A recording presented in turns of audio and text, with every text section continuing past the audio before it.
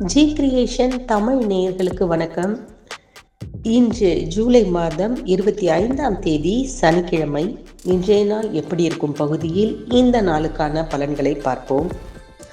இது கடக மாதம் என்று அழைக்கப்படுகிறது. கிரீஷ்ம ருது காலத்தில் தட்சிணாயனம் காலத்தில் பயணப்பட்டு கொண்டிருக்கிறோம். பராபவ ஆண்டு தமிழ் புத்தாண்டில் ஆடி மாதம் 9ஆம் தேதி இன்று ஏகாதசி. திருவொற்றியூர் வீர் பைல்வான் உருஸ் உலக கருவியல் தினம் இன்று அனுசரிக்கப்படுகிறது. திதி பிற்பகல் 1:55 வரை ஏகாதசி இருக்கிறது. அதன் பின்பு துவாதசி. இன்றைக்கான நட்சத்திரம் என்னவென்று பார்த்தோமானால் காலை 7:29 வரை அனுஷம், அதன் பின்பு கேட்டை. இன்று முழுவதும் சித்த யோகமாக இருக்கிறது. இன்று நல்ல நேரம் என்று பார்த்தோமானால் காலை 7:45 மணி முதல் 8:45 மணி வரை, மாலை 4:45 மணி முதல் 5:45 மணி வரை.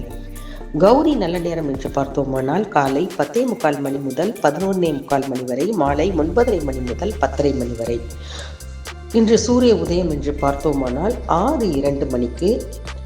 சந்திராசிரமம் என்று பார்த்தோமானால் இன்று காலை 7:29 வரை அஸ்வினி நட்சத்திரத்திற்கும் அதன் பின்பு பரணி நட்சத்திரத்துக்கும் சந்திராஷ்டமம் இருக்கிறது. இன்று ராகு காலம் என்று பார்த்தோமானால் காலை 9 மணி முதல் 10:30 மணி வரை. குளிகை என்று பார்த்தோமானால் 6:30 மணி முதல் 7:30 மணி வரை. யமகண்டம் என்று பார்த்தோமானால் 1:30 மணி முதல் 3 மணி வரை. சூலம் கிழக்கு. பரிகாரம் தயிர். கடகலக்கணம் இருப்பு 4 நாழிகை 7 வினாடிகள். இன்று 12 ராசிகளுக்கான ராசி பலன் என்று பார்த்தோமானால் மேஷத்துக்கு நல்ல செயல்கள் செயல்படுத்த போகிற ஒரு நாளாக இருக்கிறது.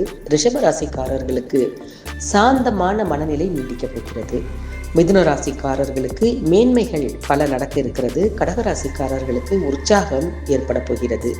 சிம்ம ராசிக்காரர்களுக்கு வெற்றி மீது வெற்றி கிடைக்கப் போகிறது. கன்னி ராசிக்காரர்களுக்கு அசதியினால் நாள் முழுவதும் ஓய்வெடுக்கப் போகிறது. துலாம் ராசிக்காரர்களுக்கு தொல்லைகள் பல வரிசை கட்டி நிற்கிறது. விருச்சிக ராசிக்காரர்களுக்கு ஆக்கப்பூர்வமான பல விஷயங்கள் காத்திருக்கிறது. தனுசு ராசிக்காரர்களுக்கு ஆர்வம் அதிகரிக்கப் போகிறது. மகர ராசிக்காரர்களுக்கு நட்பு விரிவடைய போகிறது. கும்பராசிக்காரர்களுக்கு கவலைகள் குறைய போகின்றன. மீன ராசிக்காரர்களுக்கு சுகங்கள் பல ஏற்பட போகிறது.